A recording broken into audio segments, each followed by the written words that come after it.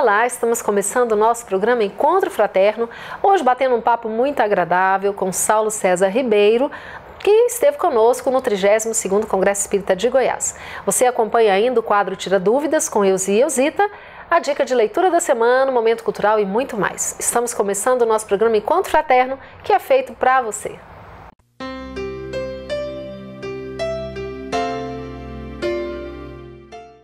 Hoje você acompanha a entrevista feita por Lucas de Pádua com Saulo César Ribeiro durante o nosso 32º Congresso Espírita de Goiás. Saulo, seja bem-vindo ao programa. Muito obrigado pela sua presença. Obrigado, Lucas. É uma alegria poder estar aqui com vocês, da FEEGO, com o pessoal de Goiás. É um local que a gente tem muito carinho, porque é aqui o nosso berço, entre aspas, né? Nós moramos muito tempo aqui em Goiânia e é sempre uma alegria estar de retorno aqui. Alegria nossa. Saulo, você é um dos organizadores do Evangelho por Emmanuel, essa coletânea tão importante, né? Eu queria que você falasse um pouquinho sobre a importância desse trabalho para o movimento espírita. Essa importância, Lucas, ela começa a ser estabelecida a partir da própria codificação. Quando Kardec lança o terceiro livro da codificação, o Evangelho segundo o Espiritismo, e que ele faz uma coletânea de máximas que dizem respeito principalmente ao ensino moral de Jesus, Kardec cria esse link, esse laço entre a codificação espírita e o Evangelho do Cristo. Obviamente que muitas coisas existem no Evangelho de Jesus, no Novo Testamento, de uma forma geral, que ainda são difíceis para as pessoas entenderem, trazer para a atualidade. E o grande trabalho do Emmanuel, ao longo de 39 anos, foi comentar uma série de versículos do Novo Testamento, tanto dos evangelhos, que foram o material primário, né, o que Kardec mais abordou, mas também das cartas de Paulo, de Atos dos Apóstolos, de Apocalipse. E Emmanuel já, com a base que Kardec estabeleceu, ele nos ajuda a compreender esses textos. Esses comentários do Emmanuel estavam dispersos em várias obras, em mais de 130 livros do Chico, e a gente acha que essa coletânea, ela ajuda exatamente a lançar sobre os textos bíblicos a perspectiva espírita. Como é que nós, espíritas, podemos resgatar o ensino de Jesus e aplicá-lo na atualidade? Esse é o grande trabalho do Emmanuel e essa coletânea facilita isso, porque na medida em que ela está organizada por volumes, ela nos possibilita olhar o Evangelho de Mateus e ver o que Emmanuel comenta sobre o Evangelho de Mateus. A mesma coisa com o de Marcos, de Lucas e de João. E você já lançou os 4 evangelistas, Mateus, Marcos, João e Lucas. Isso. E o que a gente pode esperar aí para frente? Olha, o 5º volume, que é o Atos dos Apóstolos, para nós é um volume muito especial, porque ele, além dos comentários de Emmanuel, ele vai trazer também um paralelo entre o livro de Atos dos Apóstolos e o livro Paulo e Estevão. Esse livro, Paulo e Estevão, é um livro que Emmanuel ele relata a história por trás de Atos dos Apóstolos. Ele dá detalhes, ele explica ocorrências. E o livro de Atos é um livro muito importante, porque ele narra a sequência, depois que Jesus tem aquela ascensão aos céus, como é que os continuadores da Boa Nova deram ensejo a esse trabalho de divulgação e de vivência do Evangelho. Mas como ele é narrado numa linguagem de 2000 anos atrás, numa cultura semita, nem sempre nós, homens e mulheres do século XXI, conseguimos fazer o paralelo entre as dificuldades daquelas pessoas que estiveram vivenciando a Boa Nova no seu nascedouro e os nossos desafios na atualidade. E Emmanuel, quando resgata Paulo e Estevão, ele traz essa possibilidade. Então, para nós, assim, é um livro que a gente tem muito carinho por ele, é um livro que deu um pouco mais de trabalho do que os outros volumes. A gente espera que ele esteja disponível aí já no primeiro semestre de 2016, se não logo no começo do segundo, porque a gente fez uma pesquisa em todo o livro Atos dos Apóstolos, cada passagem, e a gente buscou essa passagem em Paulo e Estevão, e a gente vai oferecer para o leitor esse material de pesquisa. Então ele vai ter na página da esquerda o texto de Atos e na página da direita a narrativa do Emmanuel, daquele momento específico que o livro está narrando. Muito bom. E para nós espíritas, qual seria a importância do estudo da Bíblia? Eu acho que Kardec estabelece isso muito bem quando ele coloca na questão 625 Jesus como guia e modelo para nos trazer de volta, né, para nos relembrar as leis divinas que estão na nossa consciência e que dizem respeito à nossa felicidade. A maneira como Cristo vivenciou essa mensagem, o que ele nos trouxe, aponta, dentre muitas outras coisas, mas principalmente para isso, para um caminho para que a gente seja feliz.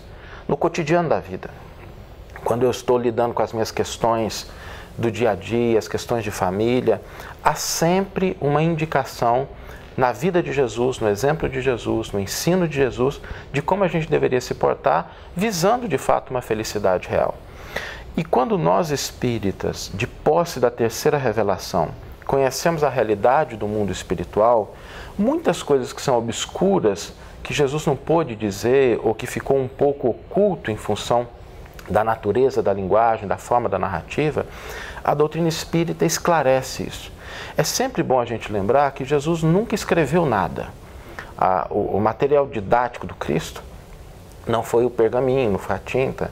Ele lidava com o contato com as pessoas, tocando de coração para coração e escrevendo a sua mensagem naquilo que há de mais imperecível, que é a consciência e o coração da criatura humana. Foram outras pessoas que registraram essas narrativas, esses exemplos, e registraram dentro de uma cultura, não se poderia esperar nada diferente. Então é importante a gente ir na essência da mensagem, no que está por trás do texto, no que há de imortal nesses relatos e trazê-lo para a atualidade. Eu acho que esse é o grande desafio hoje para a doutrina espírita, porque Kardec mesmo disse que muitos pontos dos evangelhos, da Bíblia e dos autores sacros, aqueles primeiros pais da igreja, de uma maneira geral, só são ininteligíveis e alguns até incompreensíveis por falta da chave que se lhes permita aprender o verdadeiro sentido. E essa chave está completa na doutrina dos espíritos. Então, para nós é utilizar a chave, utilizar algo que nós já temos para compreender essa mensagem e poder, de fato, tornar a nossa vida uma vida mais feliz, não sem dificuldade, mas que nos ensine a, mesmo diante da dificuldade, mesmo diante dos desafios, a gente não perder o rumo e conseguir se manter nesse caminho que o Cristo tão bem abriu para nós. Nós vamos para um breve intervalo, mas antes você confere a dica de leitura da semana. E voltamos já já.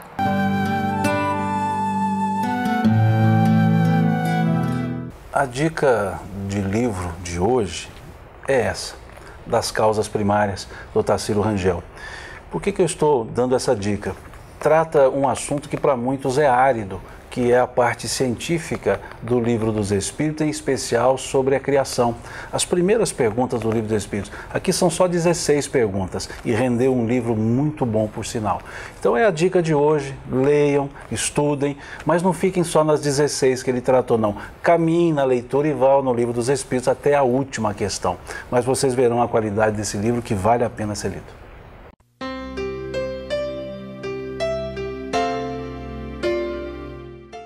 A Fraternidade Sem Fronteiras está apoiando aproximadamente 3.000 crianças numa das regiões mais desafiadoras do mundo. Então nós estamos convidando você do movimento espírita para nos ajudar, porque nessas regiões existem 600.000 crianças que precisam de apoio. Então nós convidamos a todos para que venham participar conosco, acessando fraternidadesemfronteiras.org.br e apadrinhando uma criança. Seja você a mudança que quer ver no mundo.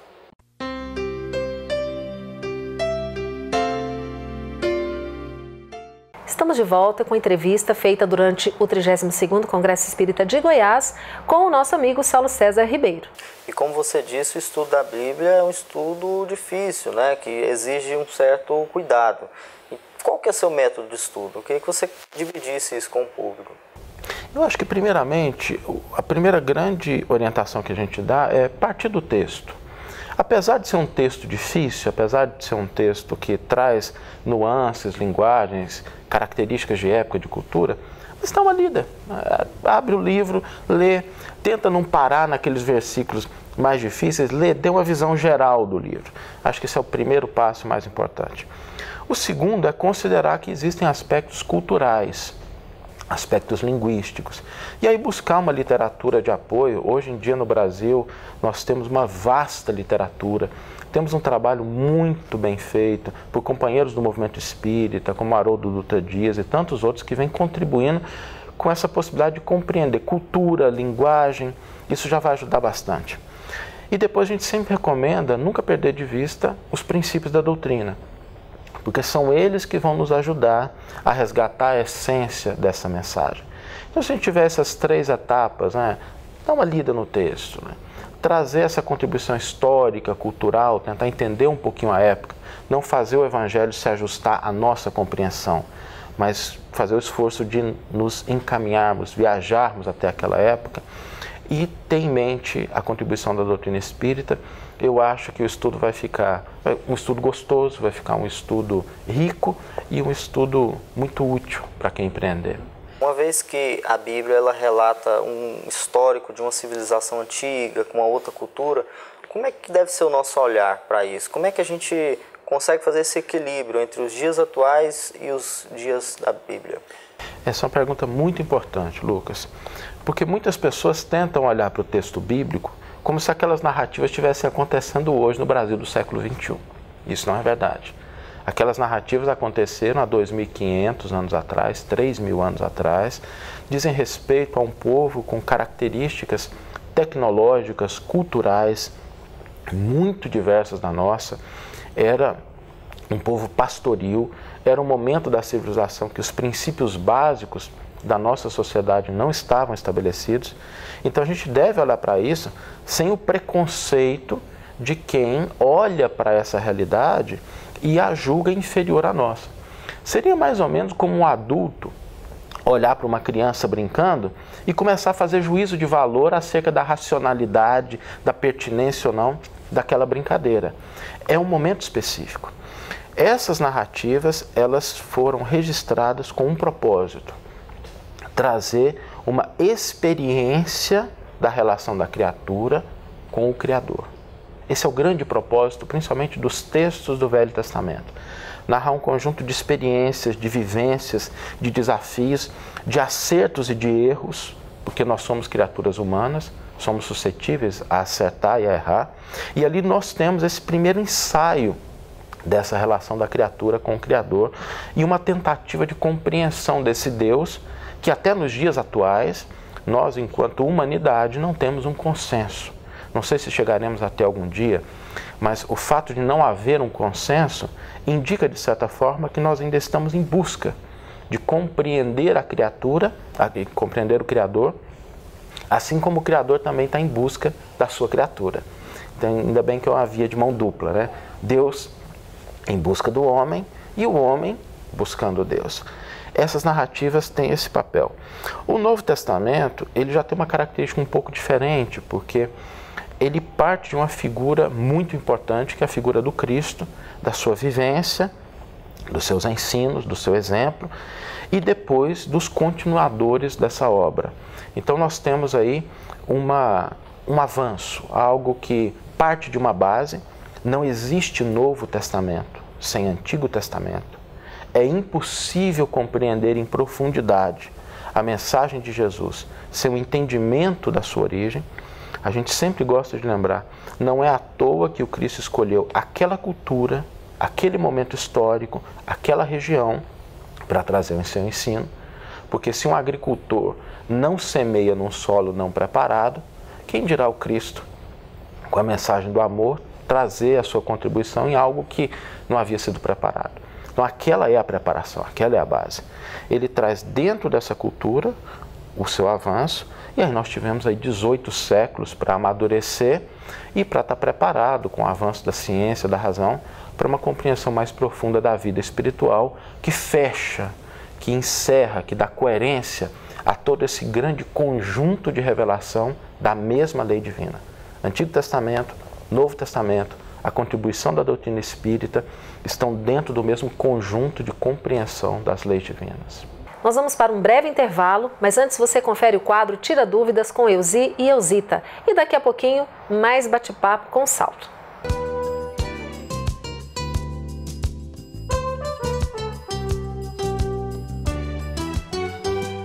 Programa Encontro Fraterno, respondendo a pergunta de você que está nos assistindo. Hoje contamos com a presença de Eusita Melo Quinta. Ela vai nos responder a questão que foi feita nesses termos.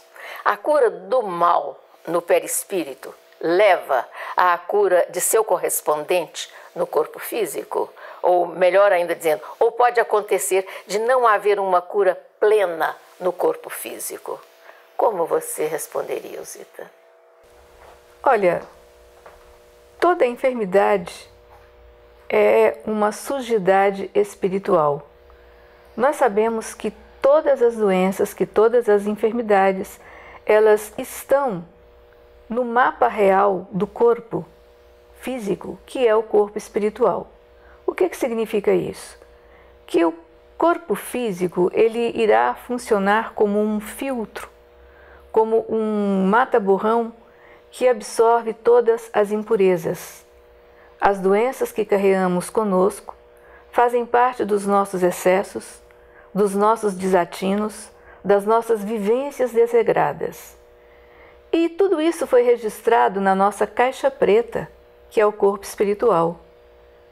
E toda cura procede primeiro do espírito, porque está vinculada a uma capacidade nossa de renovação espiritual no nosso modo de sentir, no nosso modo de perceber. Então pode acontecer de um perispírito ser totalmente limpo de todas as suas impurezas e essa limpeza não atingir totalmente o corpo físico? Veja só, é possível sim, porque esse filtro, de repente, dentro da sua constituição e de seu período de existência, não consegue ter tempo suficiente para filtrar as impurezas perispirituais. Então, tudo o que nos acontece fica registrado no corpo espiritual. O importante é a nossa renovação no aqui e no agora, para deixarmos o registro somente daquilo que é belo, nobre e bom. Porque os nossos descuidos, nós teremos que repará-los. E toda cura realmente, a princípio, procede do Espírito. Se você duvida, recomendamos a leitura da página 86 do livro Fonte Viva, capítulo 86, Estás doente? Quando Emmanuel comenta o versículo do apóstolo Tiago. E o Senhor salvará o enfermo, e a fé salvará o enfermo, e o Senhor o levantará. E Emmanuel começa, estás doente? Mas de que adianta os socorristas da terra e do plano espiritual se desvelarem a seu favor se você continua insubmisso, se você continua magoado, se você continua triste? Traduzindo, se você não faz nada para sair da situação complicada em que você está. Nós todos precisamos nos ajudar, renovando-nos pelo nosso modo de sentir, procurando todas as condições que a medicina da Terra nos fornece agora, procurando todas as condições dos atendimentos espirituais, atendendo o corpo espiritual, fazendo o melhor a nosso alcance, para que a vida seja realmente plena, plena de realizações, mas, sobretudo, plena de modificações essenciais. Agradecemos seus lúcidos esclarecimentos. E queremos dizer a você que assiste o programa Encontro Fraterno que poderá acessar para seus questionamentos futuros tiradúvidas@fego.org.br. Obrigada.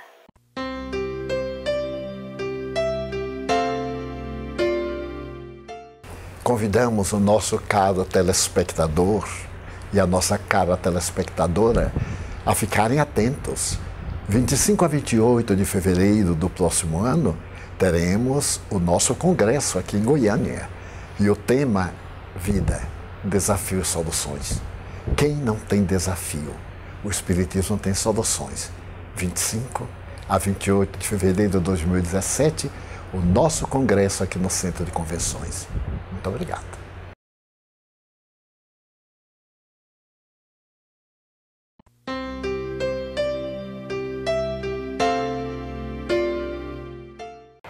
estamos de volta para o terceiro bloco de entrevistas em que Lucas de Pádua conversa com Saulo César Ribeiro. Fique conosco. E com essa grande quantidade de mensagens que a doutrina espírita vem trazendo, especialmente as vindas do Chico Xavier, será que é possível estabelecer esse paralelo? Qual que é as descobertas que a ciência vem fazendo e que foram reveladas pela doutrina espírita? A doutrina espírita, como Kardec mencionou na sua face de ciência, ela é uma ciência que estuda a origem, natureza e destino dos espíritos e as relações do mundo espiritual com o mundo corporal. Então, sempre que a ciência toca nessa dimensão mais espiritual da criatura humana, ela, de certa forma, caminha na direção daquilo que o Espiritismo tem por objeto de estudo, enquanto ciência.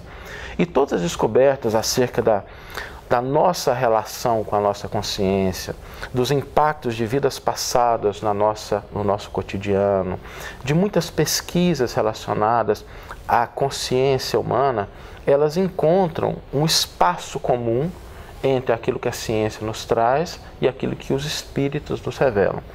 Obviamente que o papel da espiritualidade não é fazer aquilo que nos cabe, não é deixar de nos oferecer a oportunidade de pesquisar e de crescer. Mas sempre eles nos trazem alguma indicação relacionada a isso, relacionada à nossa vida espiritual.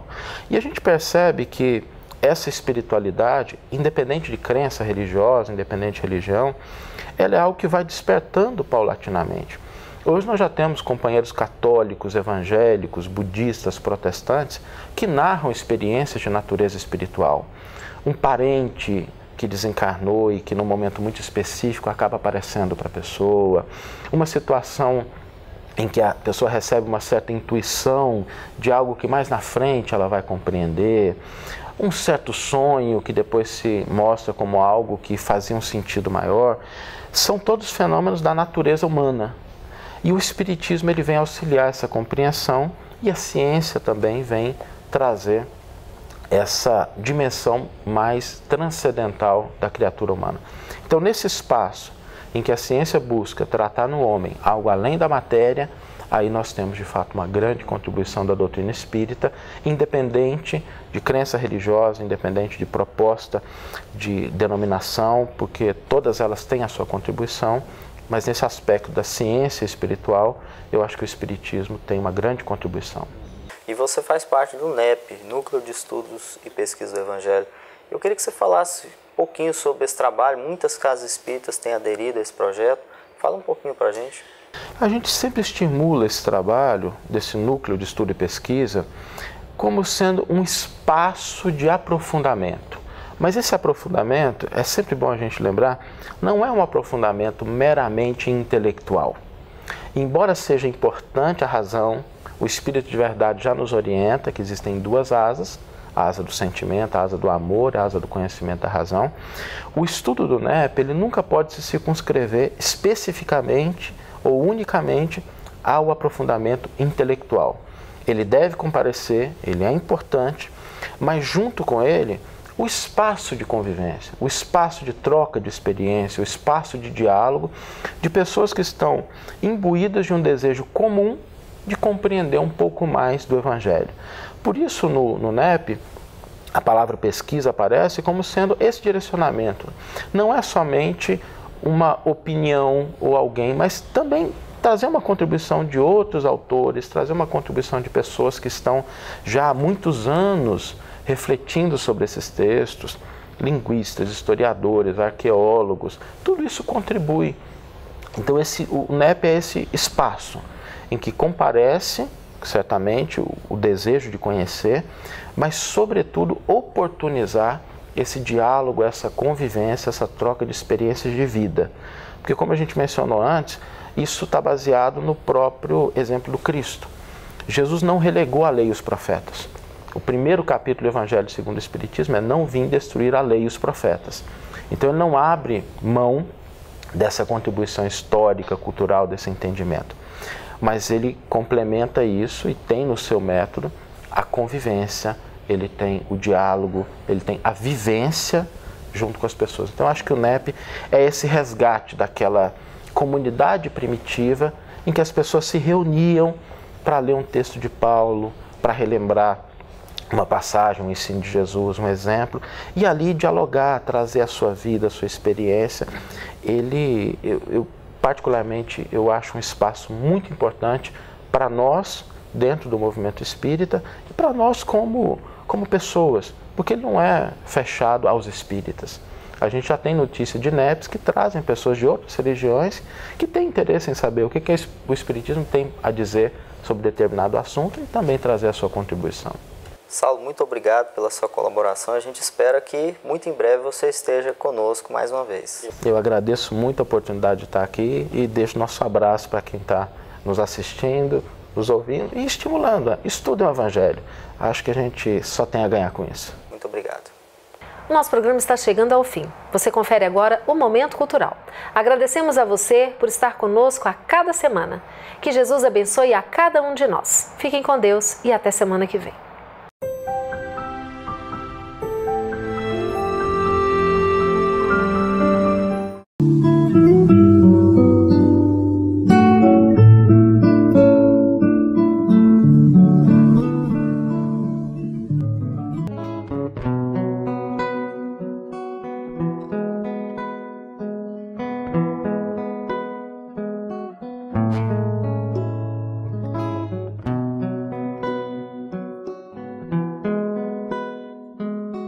Eu vi seus pés na areia, um sonho vivo e belo.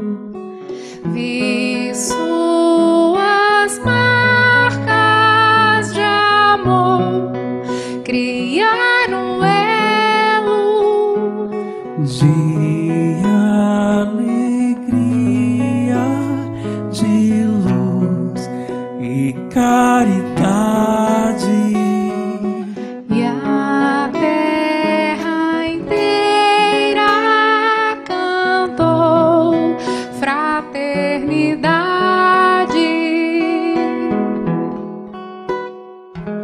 passou ali na tela, na mente os seus passos por toda a Galileia, parábolas e atos. Passou o filho pródigo, a força dos talentos, o bom semeador e o calar dos ventos.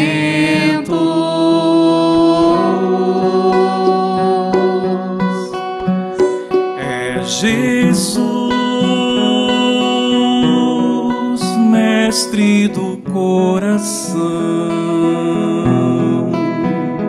da ciência do Pai, do amor, do perdão.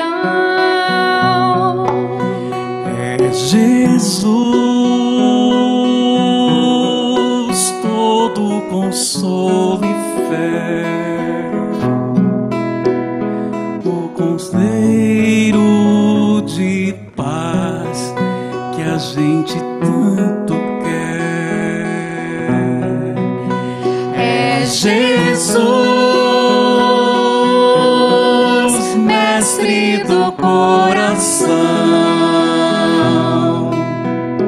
da ciência do Pai, do amor, do perdão. É Jesus, todo consolo e fé, o roteiro de paz que a gente tanto quer. O roteiro de paz que a gente tanto quer. O roteiro de paz que a gente tanto quer.